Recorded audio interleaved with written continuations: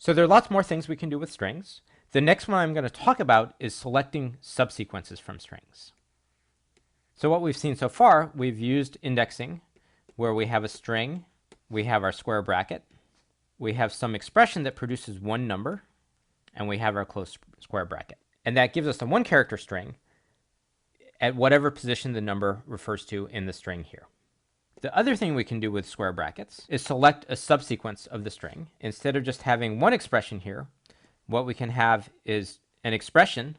This is also something that should evaluate to a number, followed by a colon, followed by another expression. Both of these expressions are numbers, and this will evaluate to a string that's a subsequence of the characters in the input string. So we'll call the string s.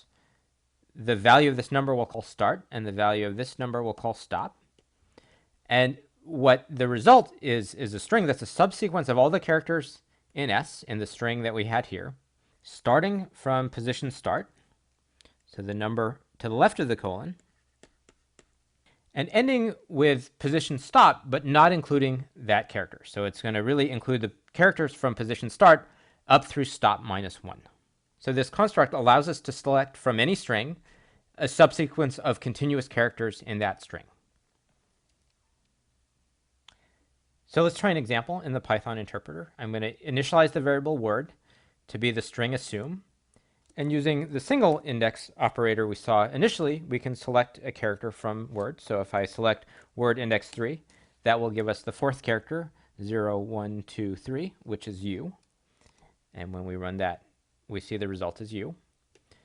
With the new operation, that's the same as selecting word 3 colon 4. That's going to select starting from position 3, going to just before position 4. So that will end up being just the one letter u. Just to make this clear, if I selected 3 colon 3, there's no string there. That's just a single empty string, which prints out in a way we can't see it. There's no characters between 3 and character 3. We'll go back to just selecting index 3. I could select from position 4 through position 6. That will give us a string which is a subsequence of letters at position 4 and position 5. So when we run this, now we see the first one prints out the u. The second one prints out me, which is position 4 and position 5, the last two characters in the word.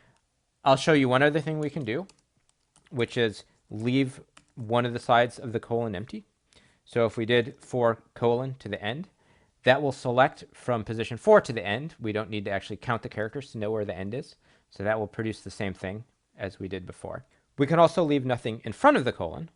That will select from the beginning. So if we do colon 2, that will select from position 0 up to position 2, giving us the first two letters in the word as.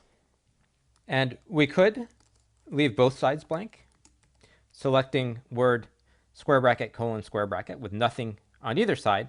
Well, starts from the beginning, goes to the end. That's going to give us the whole word.